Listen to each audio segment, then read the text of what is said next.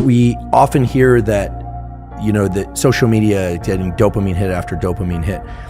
When we first get on social media for the first time or after a long period of time, the amount of dopamine that's released, we think, is quite substantial. It's novel. Remember, dopamine is about novelty, surprise, and the sense that we are on some exciting track. That's what dopamine is really about. It puts us into states of readiness, anticipation, looking, seeking, etc., almost always for things outside the confines of our skin.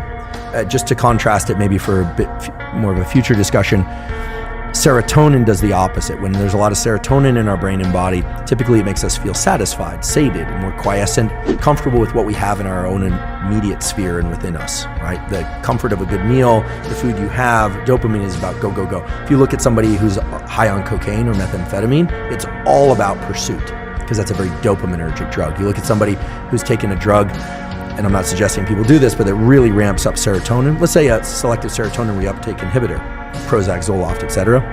The side effects of those drugs, if the dosages are too high, lack of appetite, lack of libido, kind of meh about life, then so they'll adjust the dose down. That's because those are serotonergic drugs.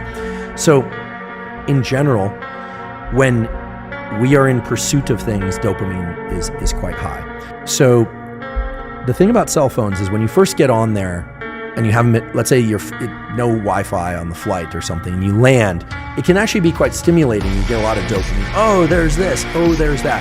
But very quickly, when you're scrolling on social media, you're no longer getting the novelty, but you're continuing to do it, and you almost don't know why you're doing it. At that point, it shifts over to something that's a bit more like an obsessive-compulsive behavior, where we can define an obsessive-compulsive behavior where the obsession leads to a compulsion. So the obsession is a thought, the compulsion is a behavior, but the acting out of the compulsion merely serves to increase the obsession.